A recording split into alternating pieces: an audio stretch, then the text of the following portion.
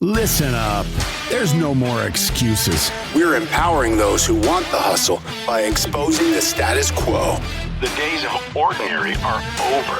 It's time to crush mediocrity and start discovering your greatest potential.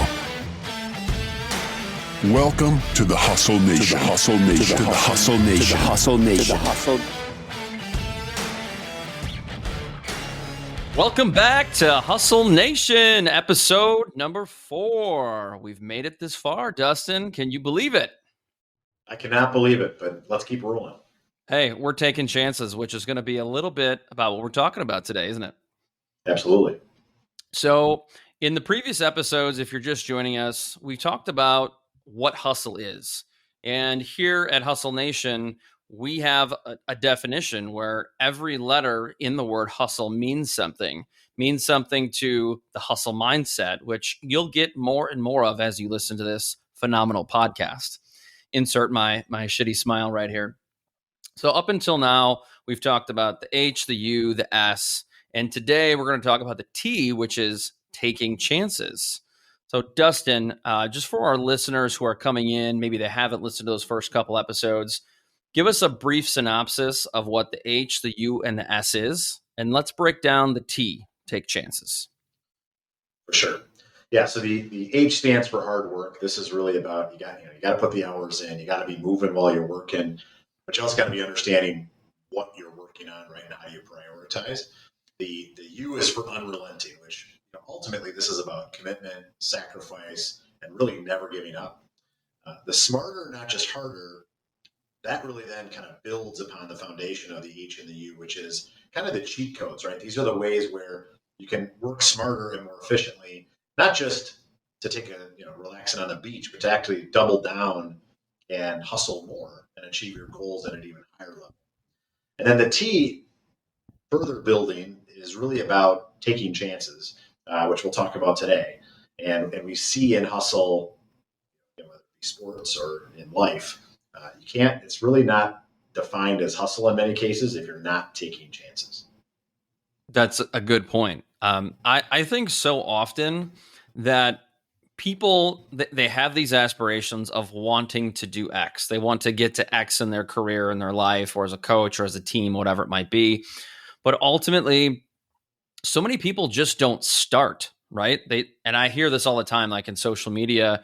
I come from the digital marketing world, and they say, you just have to get started. But ultimately, you have to take a chance. So, AKA, air quotes here, you have to step outside of your comfort zone to do that, right? Absolutely. Yeah. The vision that always comes to me, and I think for a lot of people, when you think of hustle, if you apply it to, sports or, like if I think of like a basketball game as an example, nobody will deny that it's hustle. If somebody dives for a ball, right, whether out of bounds or on the floor or whatever, everyone just sees that naturally as hustle. Right. And from a take chances perspective, when you see someone doing that, it doesn't work all the time, right? There's plenty of times that person dives into the stands or dives on the floor, and all they're getting is, bruised bones and, balls going the other direction. And at the end of the day, that is part of hustle, right? Hustle isn't about just taking, the chances that have no chance of a negative reaction, right? A lot of this is about, to your point, getting outside the comfort zone, and really taking chances that can propel you forward. Because, far too often we just get too comfortable. And hustle is always about how do we kind of push it forward. So there's really 3 things that we've seen can kind of define what taking chances really means when it comes to hustle.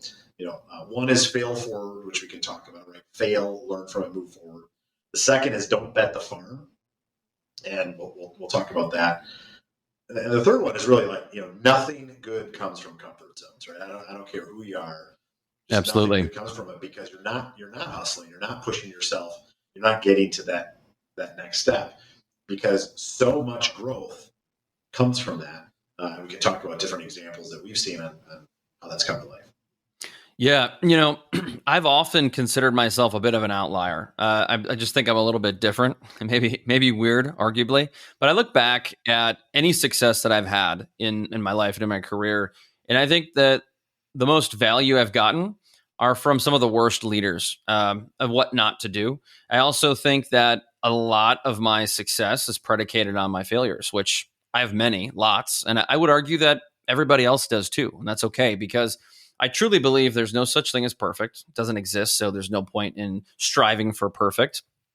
But when you fail, you tend to learn more about something, whether that be failure in a championship game.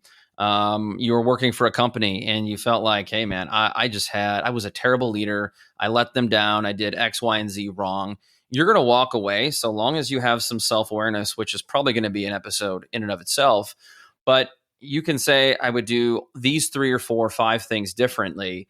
And you have a chance to resonate that on that. But it's really hard to get better if you think you're always winning. You think you're always progressing forward.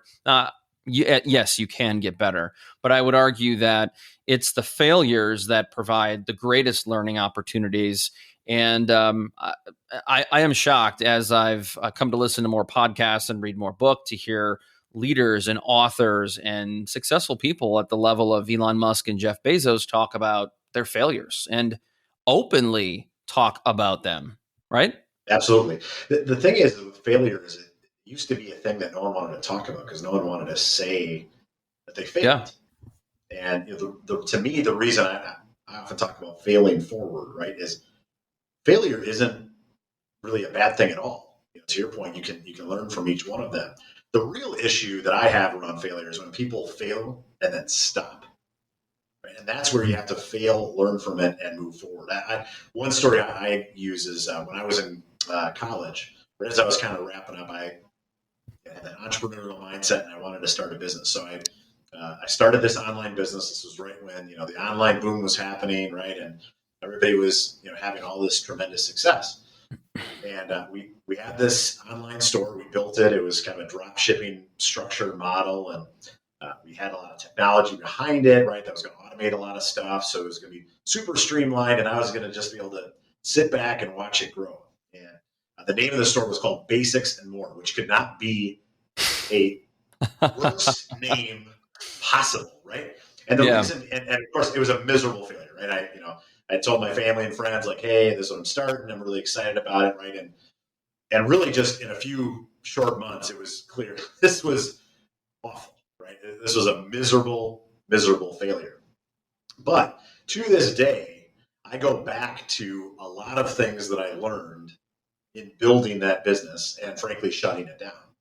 And, we laugh at the name Basics and More, but why is that name so dumb? It's so dumb because it says exactly what the business is, which is nothing.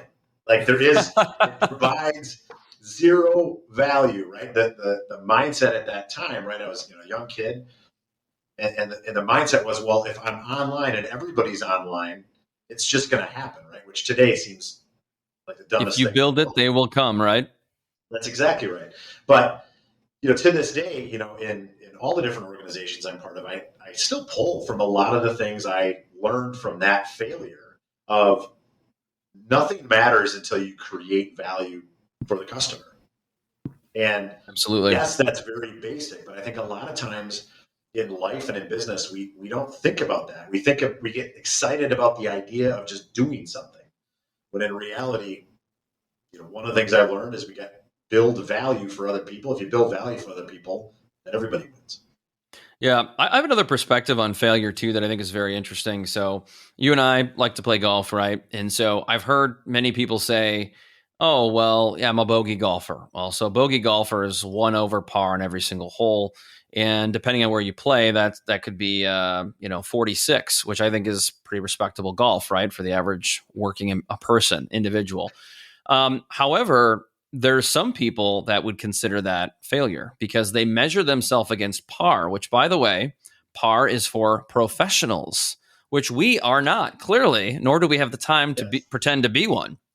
So my point with all of that is what are you comparing yourself to? Because I believe that bogey golf, which is 1 over, is successful. That is a success for someone like you and me who works a bajillion hours a week, or so we say. And I think you have to find what your goal is. Where should you be? And if that's a 44 for 9 holes, then that is a success. It's not a failure. It might be for somebody else. And so I think the failure comes when, what are we comparing ourselves to? So I can look at a professional sports team. So we're in football season as we record this podcast. We're so used to the Packers getting to the NFC Championship and losing. Many people would consider that a failure. However, if you're a historically bad team like the Jacksonville Jaguars, they would kill to get that far, and they would consider that a success. So I think we need to take a step back sometimes. We need to redefine what failure is. We need to stop freaking comparing ourselves to others and say, what does success look like for me? What does this look like for our team or for our business? And so if you do come up short, maybe it's, some people look at that as failing forward, but maybe you don't quite get to your goal. Is that a failure, or is that a success? Or is it, you know what, we're just one step away, which I think would be the hustle mindset. That would be the appropriate hustle mindset, right? Yeah, that's exactly right. I mean, ultimately, the point of this is so many people are afraid of failure because it's such a dirty word in some people's mind that they refuse to take chances that they should, right? So they refuse to think bigger and think broader. And so, yes, to your point of defining what is failure, the most successful people that I've seen, failure to them is nothing more than a step closer to success. Right. If you've ever been, if you're in sales, right, if you need to hear, 97 no's to get 3 yeses, every time you hear a no, you're just that much closer to a yes. And that's where, to me, that fail forward piece is not being so afraid of it, because at the end of the day, to hustle, you got to continue to take chances. And if you're afraid of that failure, rather than embracing it and learning from it, moving forward, you're never going to take those chances. Yeah, I agree. If you look at the actual definition of failure, and depends on where you look, dictionary.com says it's a subnormal quantity or quality, an inefficiency. That doesn't mean you're a loser. That doesn't mean you can't or never will be able to do it, right? Is that the word definition there? Yeah. And there's a picture of me next to it too. No, I'm kidding. And there's another place online that says it's the condition or fact of not achieving the desired end or end goal. And again, it's a word that has a definition, that has many definitions, but you have to determine, just like I said about golf, what is your par? Because par for me is not, I can't achieve that, right? Not on a regular basis. That's not realistic. So I have to say, hey, my par is actually bogey. That's my scorecard.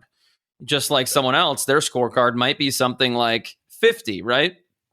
And so again, what is your goal? What is your target? And then measure the outcome against that. And it's okay. It takes sometimes many years to get to a Super Bowl, right? Yeah, absolutely. And once you've achieved that, then you can raise the bar further. Exactly. Right? You don't need to make unrealistic goals.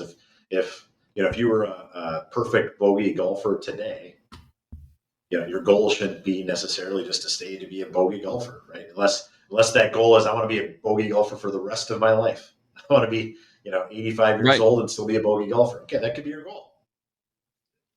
I don't know if that's hustle. To me, hustle is, I'm going to take that goal and I'm going to ratchet it up a little bit more, because I know there's a way that I can just get that little bit more. Yeah, I totally agree. I think that you just have to measure it. You have to know what you're capable of and know that it's okay. Because if you look at any athlete, any entrepreneur, again, I go back to Jeff Bezos, Elon Musk a lot, because those are even Mark Cuban. Those are the pinnacle of entrepreneurs and business people.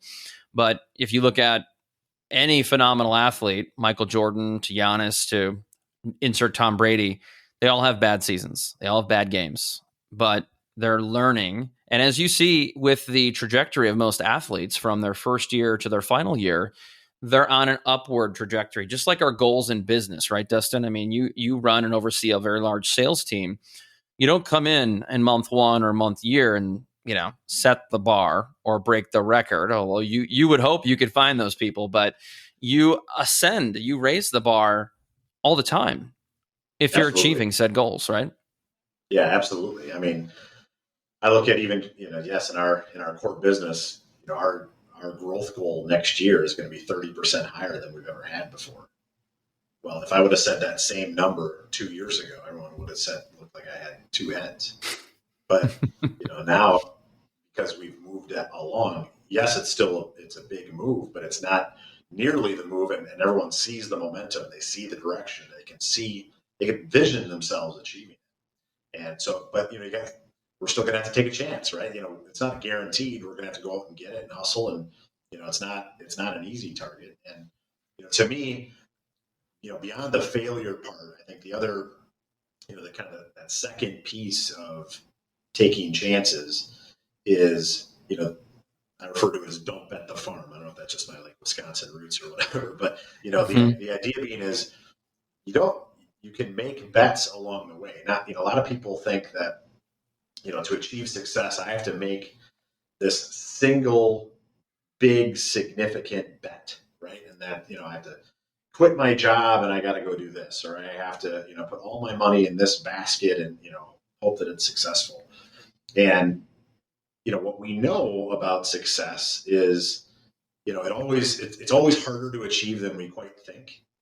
It's going to take a little bit longer than we think, right? There's the theory, the Hofstadter's law. I don't know if you've ever heard of this, but the Hofstadter's law basically says that something is going to take longer than we estimate it to, always, even taking into account Hofstadter's law. So, yeah, we lie to ourselves about how hard it's going to be and what it's going to take, even if we know we're underestimating it. And so when you start thinking about taking chances, the idea of, don't bet the farm, it doesn't mean don't ever get out on the edge. But the idea being is don't go so far outside of your realm where it's this or bust, right? Because there's times where all of a sudden you might only be, a month or two away from that breakthrough success.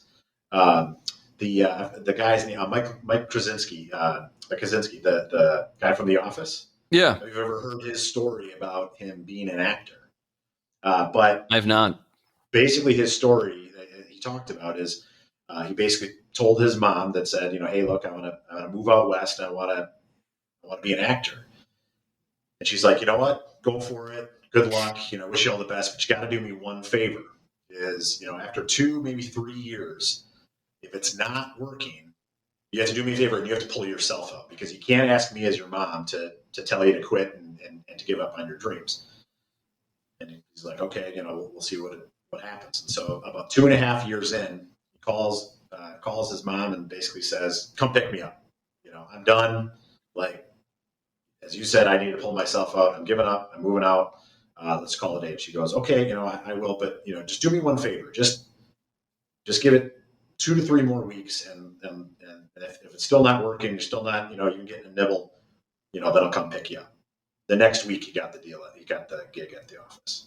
So, the idea is that, so often we're right there. We're so close to achieving that goal. And if you bet the farm, right? If he would have said, look, I'm going to move out west and I have enough to live for 1 year, and if I don't get it in 1 year, I'm just done. He never would have made it, right? And now think of all the success that the office had and all the fun it brought to the world and things like that. So, but at the same point, I think he's a really good example of hustle, right? You talk about taking a chance, right? He moved out west. He was a waiter, trying to make it, learning all the way, right? He wasn't trying to figure out his craft. But, he didn't bet the farm necessarily either, right? I mean, he gave himself, almost 3 years before it really broke out. Now, I mean, there's, I'm sure, plenty of people that have given up, before they got to that point, just because they got frustrated. They didn't see the success, and then they give up. To get that far in 3 years is pretty incredible. I mean, we talked last week about overnight success, right? And how people enjoy overnight success after 6 years of something. But yeah, I agree with that. You can't bet the farm. We go back a lot to digital marketing. I go back to that a lot. And we hear so often about this platform, that platform. And you'd hate to be in a position where you bet the farm and maybe say, I'm going to go all in on Facebook, and then Facebook goes away in a year. And what are you going to do, right? They take that platform away. There's talk about TikTok, same thing. So if you were to go all in and be a TikTok influencer and that platform gets banned, well, then what do, right? You're SOL. So I think, like you said, that the takeaway for me is let's take risks, right? But let's take calculated risks. Let's put a time on it. So if I want to go out there and I want to be an influencer, I can give myself a window, a reasonable window too, which I think I heard someone's story recently. She said that she was struggling with her digital marketing agency, and she came to the conclusion that, look, if I need to be the face of this agency, I need to make a name for myself and not just my company. So she posted every day on LinkedIn for 3 months. And she said, after that, I had all this momentum. It was unbelievable, the amount of opportunities and business I was getting. And she said about 3 months after that, so 6 months out, she was continuing to do it.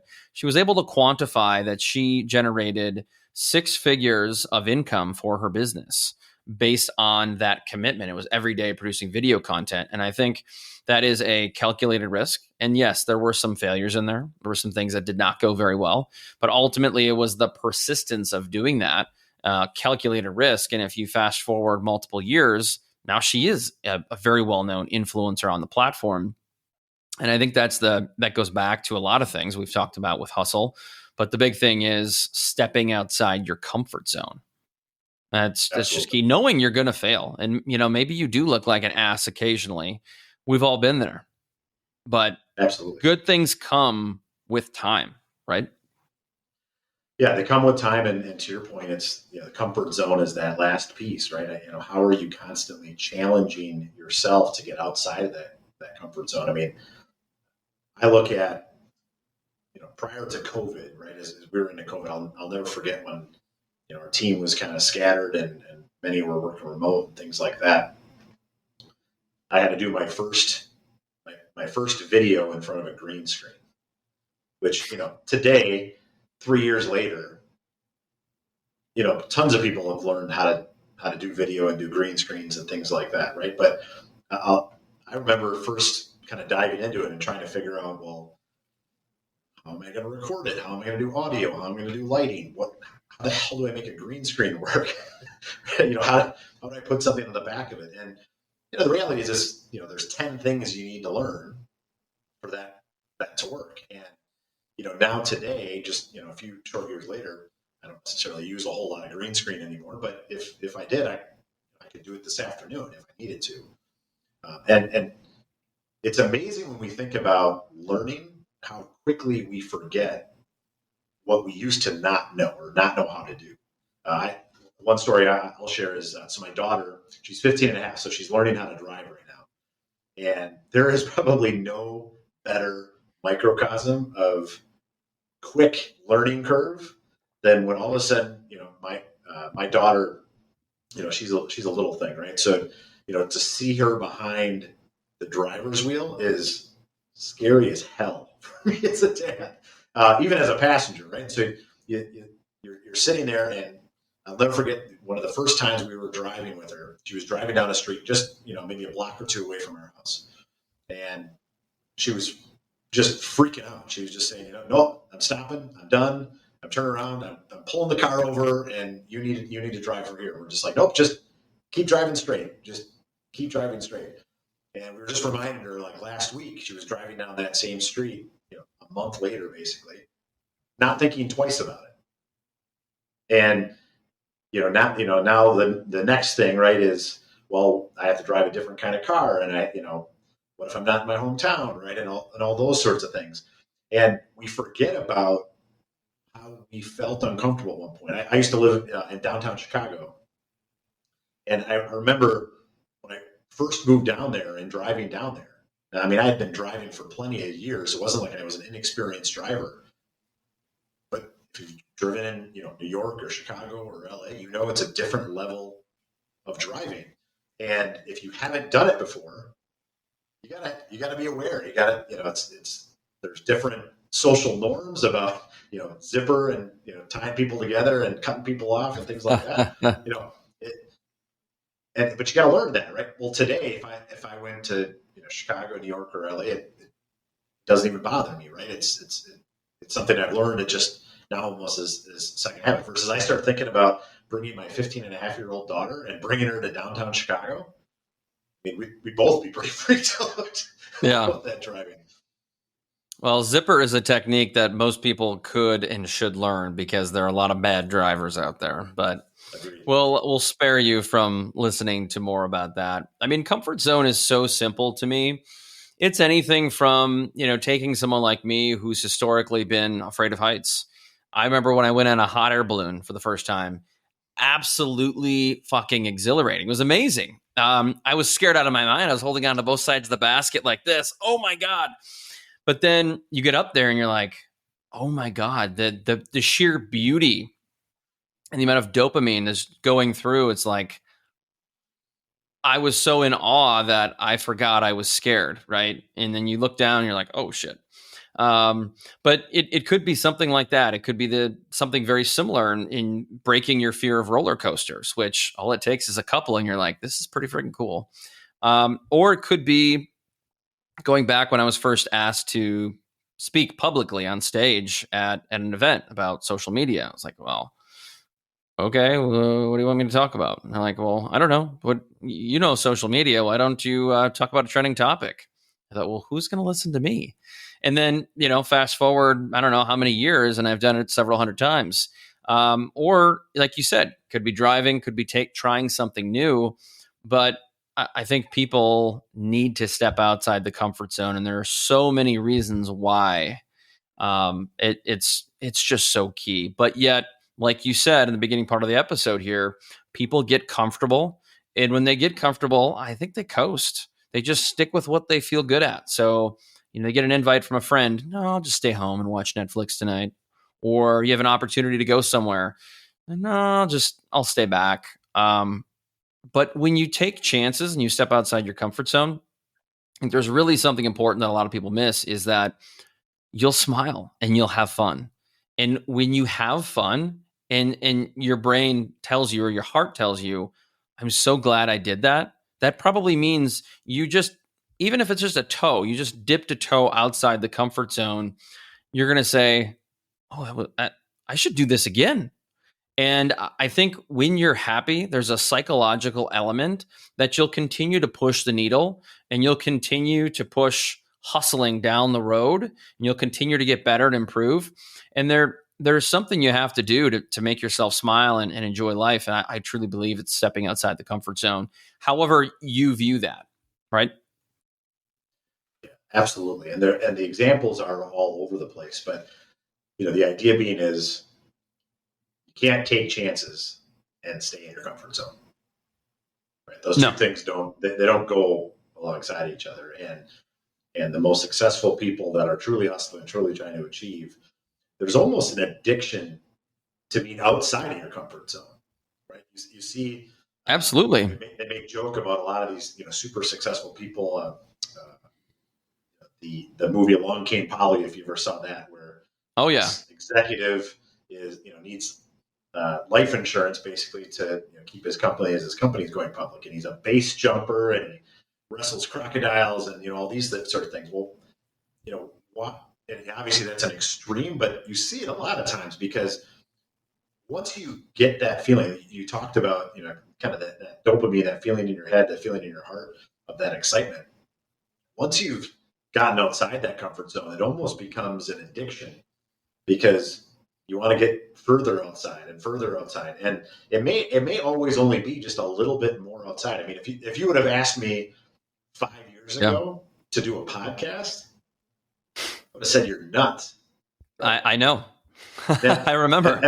Right. Yeah. So, but as you move along, right, you continue to get outside your comfort zone, right? The last 3 years doing, speaking and videos and coaching and training and all these other sorts of things. Well, then a podcast isn't, it certainly is still out of my comfort zone. It's something that isn't the thing that I've done 1,000 times yet today, but constantly getting a little bit easier, constantly getting hopefully a little bit better. Although listeners can decide that. Yeah. I mean, so I'm looking at an article from Huffington Post, and they said according to them, the comfort zone is a behavioral space where your activities and behaviors fit a routine, a pattern, and that minimize stress and risk. So obviously very comfortable. The operative words here being stress and risk. In a comfort zone, there is a sense of familiarity, security, and certainty. When we step outside our comfort zone, we're taking a risk and opening ourselves to the possibility of stress and anxiety. Possibility. But really, I think there's a lot more good that can come, but we just get so caught up with those two words, stress and anxiety. And they go on to say, we're not quite sure what will happen and how we'll react. But to me, that's kind of the fun part, right? We're not quite sure the outcome. In most cases, whether it be going on a trip or trying something new, yeah, you don't know the outcome. It's a lot of reasons why kids don't try new foods, right? I don't know what it's going to taste like. Absolutely. That's exactly right. And it creates that accelerated growth for you because you can learn so many things so much faster by just get outside your comfort zone, take a chance. Look, what's the worst thing that can happen? You fail, you learn from it, you move on. Yeah. In fact, I actually try quite frequently to not talk to my kids about the comfort zone, but indirectly get them to try new things, whether it be a sport, an activity, a club, foods. Because as I always say, the worst thing that can happen, you don't like it and you don't have to try it again. You can spit it out. So what, right? But now you know, currently I don't like that. I go back to saying I didn't eat tomatoes and mushrooms and onions as a kid, right? These things were gross, pickles. And now some of my favorite things in life. But I didn't want to try things. I don't want to step outside my comfort zone because I knew what I liked. But now I look back and I thought, oh my gosh, is this the first time I'm having sea bass or flounder or lobster? How did I not know about this stuff as a kid? This is amazing. And of course, now I've got a 15-year-old that all he wants is lobsters and filet mignon when we go out to eat. Right? I'm sure you have the same problem. Way to upgrade to surf and turf. Nice job. Yeah, so I kind of screwed myself because now my kids want these elaborate, fancy things. I've got a 7-year-old. Every time we go out, she wants filet mignon. My wife's like, yeah, good move, Chris. Way to go. How about a burger? Yeah. No, Dad. That's for little kids. All right. So we've talked at length about taking chances. Justin, any final thoughts here? Yeah, I think the biggest thing when we think of hustle, you can't hustle without taking chances. And if you have the right mindset, taking chances not only is a great opportunity for you to learn and to grow, but it really doesn't have to be that scary of a thing. And so to really challenge yourself today, tomorrow, next week, next month, what is it that I can do to take a chance? You know, what is the goal I'm trying to achieve that I'm not really committed to quite hard enough. And so, you know what, I'm going to take a chance. I'm going to see what happens. Yeah. I would say that in the workplace, taking chances could be learning a new skill, learning a new software, helping someone out so that you can expand your horizons. So ultimately embracing new challenges helps you get better. Trying new things can make you more creative. And by doing those things, you can be more valuable in your workplace. And being more valuable means that you can open yourselves up to promotion, more pay, compensation, more respect on your team, more leadership opportunities. I think the opportunities there are plentiful. And so, again, whether we go back to family and life, we go to coaching, or we go to work and career, I think that there's always a place to take risk and take chances. And obviously, I can't underscore enough the calculated portion of that, just dipping your toe in that pool or outside your comfort zone. And in fact, I would say I challenge you. Those listening, I challenge you sometime in the next week to step outside your comfort zone. And if you've done so, we'd love to know the outcome. Comment below, send us a message. We'd love to hear it. I go as far as to say, #HustleChallenge. Let us know how it went. All right. That wraps up episode number 4. Thank you so much for listening. We hope that you'll comment, share, engage, and we'll see you next time. Peace. Thank you for being part of the Hustle Nation. If you're serious about raising the bar in your personal and professional life and willing to go all in on your success, head over to hustleleaders.com. Here you can get access to our Hustle Productivity ebook, attend our Hustle Masterclass, or challenge yourself to the 30-day Hustle Challenge. Pairing these tools and training with the Hustle Nation podcast will help you advance to a whole new level. Until next time, stay hungry and inspire those around you to hustle.